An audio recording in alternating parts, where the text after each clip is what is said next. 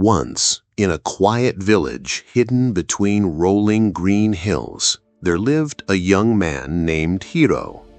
To everyone around him, he seemed completely normal. He worked hard, he was polite, and he lived a simple life.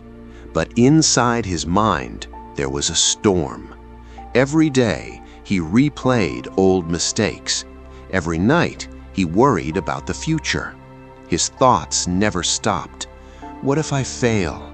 What if I make the wrong decision? What if things never get better? His mind was so crowded with worries that he couldn't remember the last time he felt true peace. Then, one day, an old traveler passed through the village. He spoke of a legendary Zen master who lived alone on top of a distant mountain. People said the master possessed a wisdom so profound that anyone who learned from him could find lasting peace. The moment Hiro heard those words, he knew he had to find this master. The very next morning, he began his journey. The road was long. He crossed forests, rivers, and steep mountain paths. Days turned to nights. His body grew tired, but his desire for peace kept him moving forward. Finally, after a difficult climb, Hiro reached the mountain summit.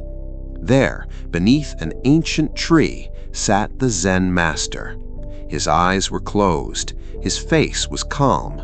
He seemed untouched by the chaos of the world. Hiro bowed respectfully. "Master, my mind never rests. I am trapped inside endless thoughts. Please teach me how to empty my mind and find peace." The old master slowly opened his eyes and smiled.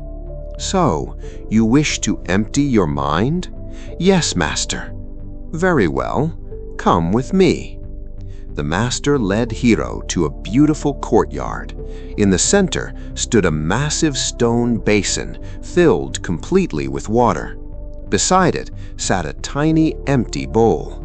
The master picked up a ladle. He scooped water from the basin and poured it into the bowl. Then he handed the ladle to Hiro. "Your task is simple. Empty the basin by transferring all of its water into this bowl."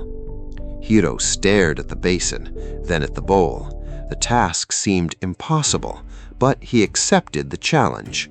He began scooping, again and again and again. Hours passed. The sun climbed higher. Yet no matter how much water he transferred, the basin still appeared full. Frustration began to grow. His thoughts became louder. "This is impossible.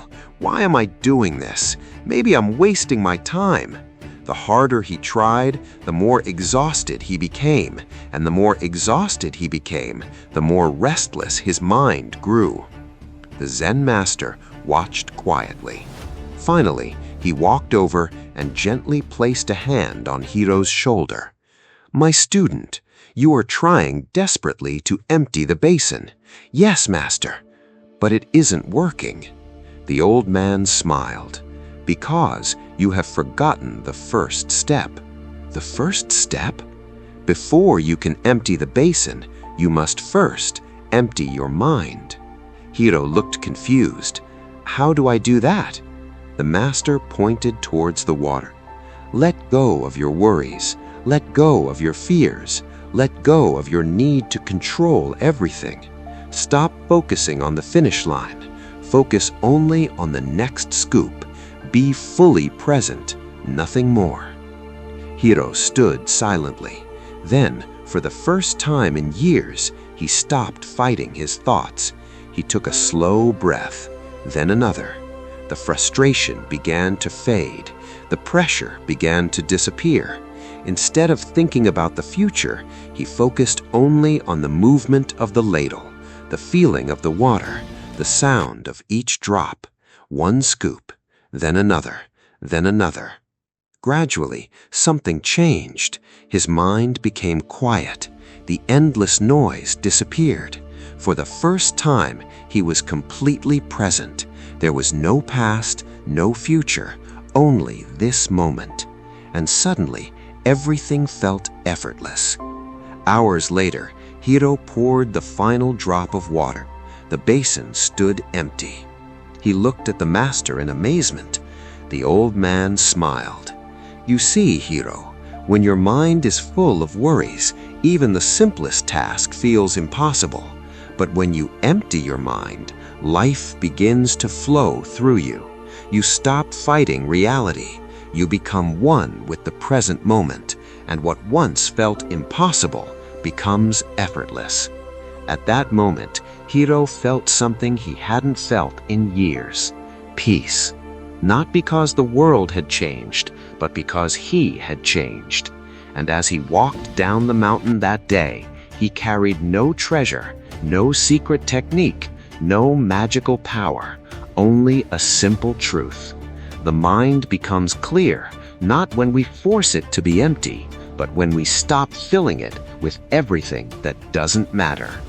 And from that day forward, whenever life became overwhelming, Hiro remembered the lesson of the basin. He would take a breath, return to the present moment, and focus only on the next scoop.